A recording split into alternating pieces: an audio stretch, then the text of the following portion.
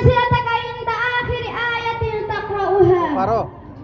وقال عليه الصلاة والسلام: إن الذي ليس في جوفه شيء من القرآن كالبيت الخرب.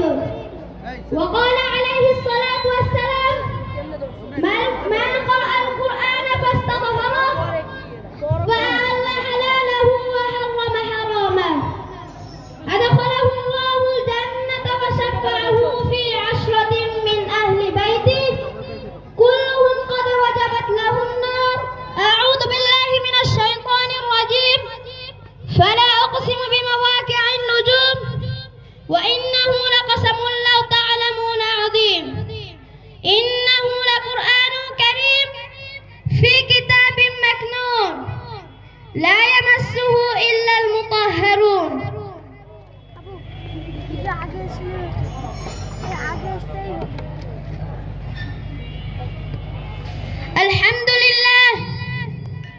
الحمد لله الذي أستعينه وأستغفره ونعوذ بالله من شرور أنفسنا.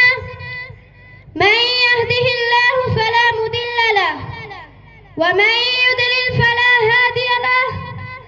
وأشهد أن لا إله إلا الله وحده لا شريك له. وأشهد أن محمدا عبده ورسوله أرسله بالحق بشيرا ونذيرا بين يدي الساعة. من يطع الله ورسوله فقد رشد ومن يعصهما فإنه لا يضر إلا نفسه ولا يضر الله شيئا. أعوذ بالله من الشيطان الرجيم. إن الله وملائكته يصلون على النبي يا أيها الذين آمنوا صلوا عليه وسلموا تسليما.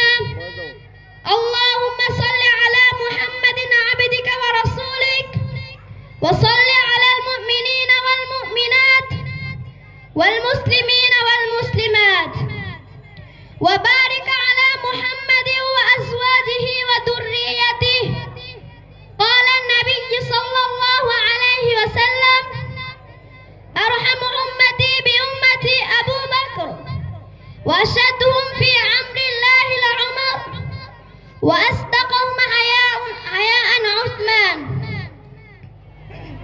وأقضاهم علي وفاطمة سيدة نساء أهل الجنة والحسن والحسين سيدا شباب أهل الجنة وحسد حسد الله وحسد رسوله.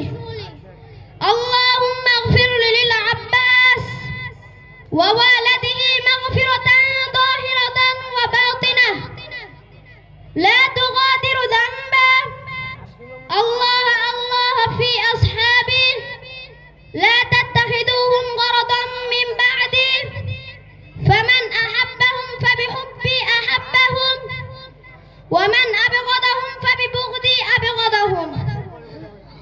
وخير أمتي قرني ثم الذين يلونهم ثم الذين يلونهم والسلطان ذل الله في الأرض. من أهان سلطان الله في الأرض أهانه الله.